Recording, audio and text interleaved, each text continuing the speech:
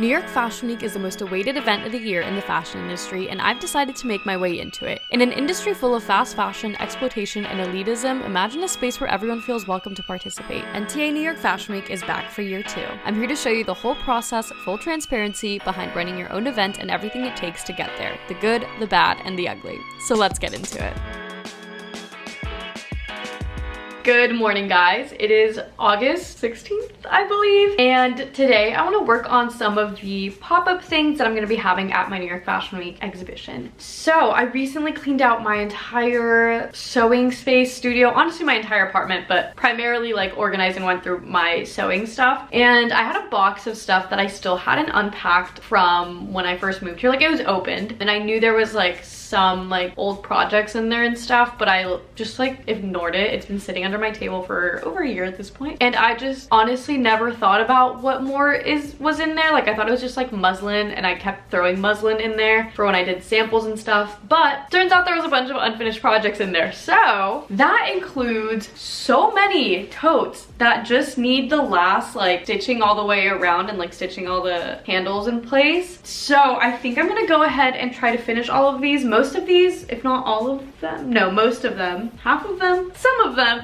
have even like a zero waste heart already on them, and the ones that are blank I think I'm going to embroider. So this is what, 1 2 3 4 5 6 7 more totes I could have for the pop-up that I don't even have to make because they're literally already made. I just have to finish sewing them. I finished one yesterday just to like remind myself of how I used to finish these. So I truly had 8 new ones, which is so nice because I wouldn't have had time to like cut them out and like make them all from scratch, but it's nice that I had them pre-made. So shout out to me from a year ago, over a year ago, for having made these right before moving to LA and then keeping them away from myself until now. So kind of weirdly worked out that way. I'm gonna finish all of those right now, and then we will maybe embroider some of them today. I don't know if I have interfacing for that. I might need to order some, but if we do, we'll embroider some.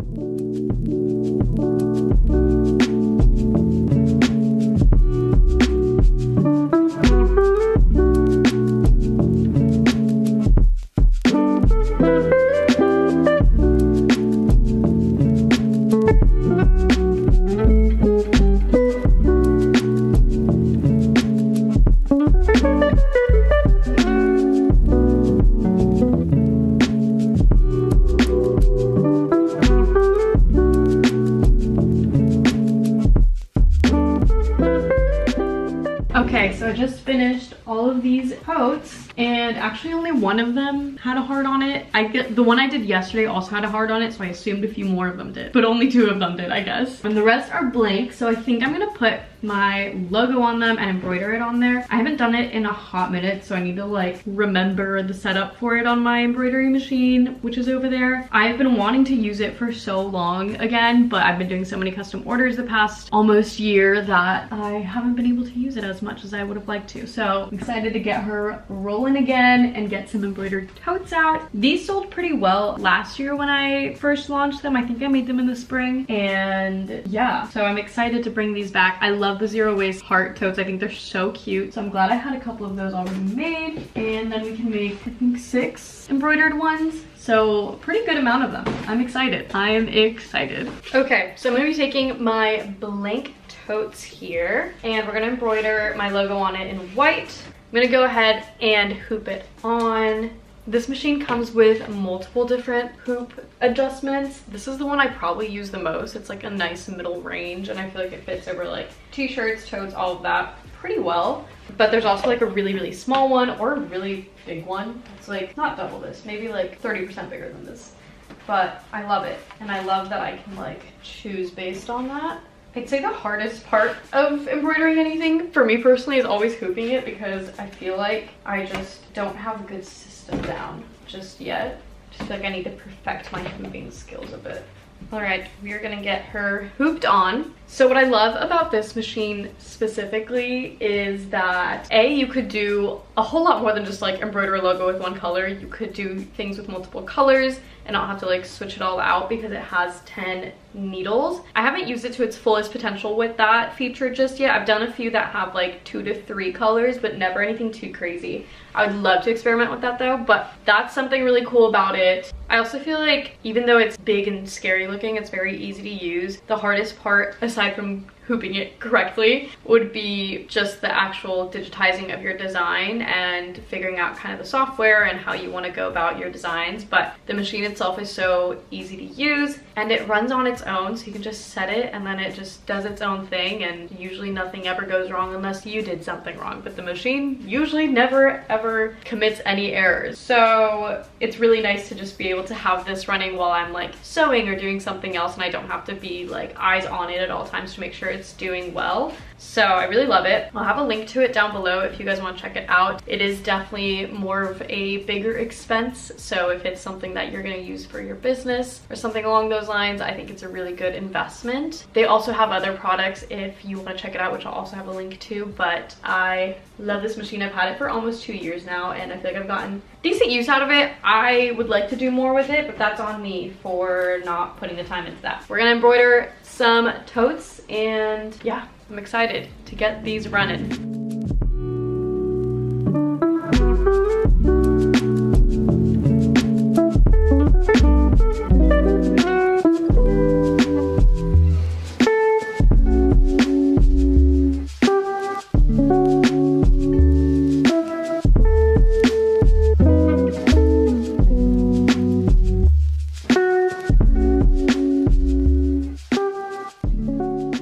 Okay, I got all of the totes embroidered. I literally had them running while I was making lunch, while I ate lunch, while I went to the post office. So it is so nice to just have them be able to kind of make themselves. I'm gonna go ahead and put the tag on all of them just so they're ready by the time that I pack for like New York Fashion Week. I don't have to think about adding this to it. So it's just a little tag that has the price on it and a little QR code to my sustainability page, that type of stuff. So that is what we're gonna put on there. I am so excited. I haven't done like a lot of things for my shop in a hot minute. Like I've had my summer collection, I did a few shoots for it like in the summer, but I haven't come out with like anything like really new or like really focused on just my shop in a while. So I'm excited to kind of have that and be able to make stuff that you guys can actually like buy and support me with, because I know a lot of you have wanted to, but there just hasn't been a lot on my website for you to be able to. And I feel like tote bags are a much more like affordable way to support me, because I know that my custom clothing isn't always the most affordable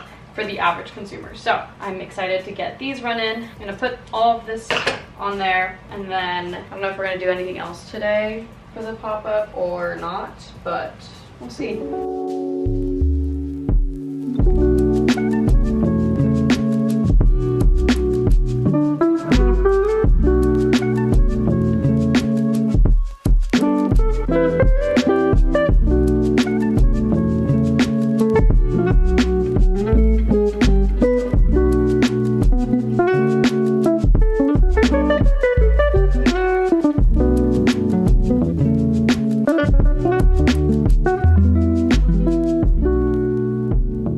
So I just finished sewing up the first patchwork sweatshirt ever, and it's so cute. I'm obsessed with it. I don't know how much detail you can see since it's black, but it's a lot of patchwork. And personally, I love doing this type of patchwork because when you're wearing it, it doesn't look like crazy maximalist like a lot of patchwork does, because I feel like patchwork is commonly known as like scraps of a lot of different types of fabrics put together, and so it's very like colorful and mixing patterns, and I'm not that kind of gal. So I love doing patchwork where it's like subtle, so it adds a bit of a design to something, but it's still just like very basic in a way and just very wearable. So these sweatshirts were literally my favorite thing ever when I made them, and I wear mine all the time. Like my basic one that's not patchwork, I wear it literally all the time. Anytime I travel, I'm wearing that sweatshirt because this fabric is super soft and comfortable even after I've washed mine so many times. And I love that it's like lightweight enough that it's not like crazy heavy, so it's like a perfect travel one. Like I always get really cold on airplanes personally, so that's like my go-to sweatshirt. But if I'm going somewhere warm, like I can quickly take it off and it doesn't like take up too much room in my suitcase or in my backpack or anything. So I personally use it as my travel sweatshirt literally all the time. So I'm excited to get a few more of these out. I think I found some of the actual roll of fabric to hopefully make some that aren't patchwork as well. I don't know how much there is in it. I just like roughly saw it in my fabric closet and I was like, oh, maybe I can make some that aren't patchworked. But I'm also getting through all of these scraps and patchworking that obviously to get rid of those, but I feel really good about it. I love this. I hope they sell well. I feel like back when I made them, they sold pretty well just because it's a very like comfy piece. But yeah, I haven't done them in a while though. I don't know why I stopped. I feel like I could have kept going with them, but I feel like I just didn't buy another roll of fabric after I'd made them or like stopped pushing it so much. But I'm excited about this one. I'm gonna look for the roll and see if we can make a few others because I think they're cute. Okay, so today's August 20th and it's like the day that the hurricane came to LA. It really isn't that bad. It's raining, but it hasn't been anything super crazy. It's been like pretty consistent rain. Like as somebody who lived in the Midwest and had some like crazy storms growing up, this is pretty mild. Obviously, rain in LA at this time of year is not good and the infrastructure is not built for this much water, but for now it doesn't seem like a torrential downpour. It's pretty steady, so it's not been that bad. But apparently there was an earthquake just now. Like I got a notification on my phone, like one of those like alerts that's like earthquake, take cover. And I was surging during that, so I literally don't think I felt it. Like I thought it was just my machine. Because if you've ever used a serger, you know how badly they shake, and it shakes my entire table. I just witnessed an earthquake without even realizing it, which is so funny because all my friends were like texting being like, did you feel it? And I was like, really, I did not. Like my machine was shaking as per usual. Don't know if that was the earthquake or my machine. So that's honestly just so funny to me. But we are staying safe. Obviously I'm not leaving the house today or doing anything. Just sitting here. Also it looks so dark in here because I get no light, but it's literally only 2 p.m. So rest in peace. Anyway, I found the rest of the sweatshirt fabric and I'm not sure if it's like a full piece or if it's just, oh, it looks like it might, oh wait, this is not the sweatshirt fabric. This is the baby tee fabric. Oh my god, wait, I could make baby tees. I did not know I had this much of that fabric left. Maybe I really don't have any more sweatshirt fabric left and it was just scraps. Interesting, wait, yeah, maybe that is what it is. I'm gonna double check.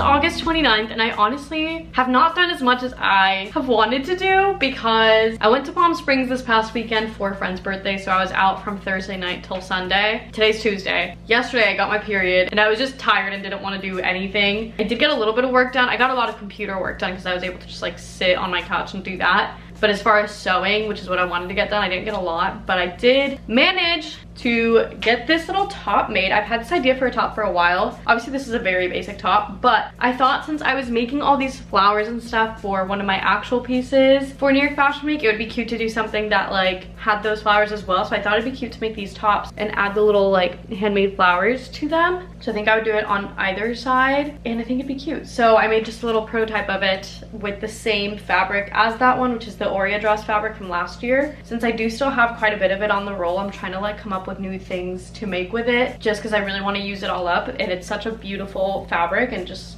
drapes really nicely. So just want to make cute little tops like this. So I think I'm gonna do that. I just need to buy, I want to buy like felt for the back of these flowers to like glue it on so it's like nice and secure. It's basically just a long tube that I take and I scrunch it all up, like I gather it and then I kind of circle it around itself to form this. So this is what it looks like on the back. It's just like, you can see like it's like coiled up. So I think it would just look cleaner and be easier to like applique it on if this was a smooth surface. So I think it would be cool to just like glue it onto some felt and then have it be that way.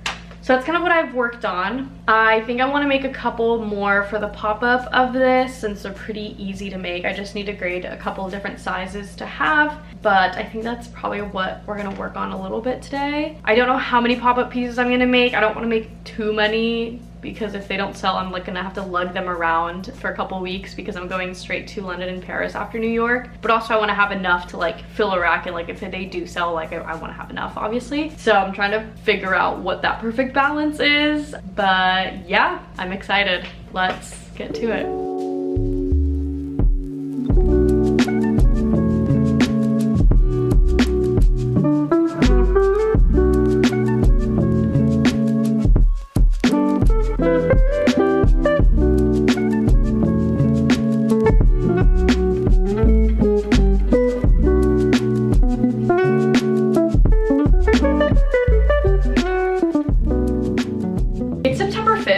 Officially wackadoodle time. I have been in like this weird limbo the past few days of like not feeling the pressure and not like doing a bunch of things, and I just got confirmation that there might potentially be this one influencer I've been following for literally the longest time of my entire life that might be coming to the show, and all of a sudden I am now feeling the pressure of having a bunch of really good stuff so that hopefully she actually shows up and she sees my stuff and wants to buy something, and then I blow up overnight. That's the dream.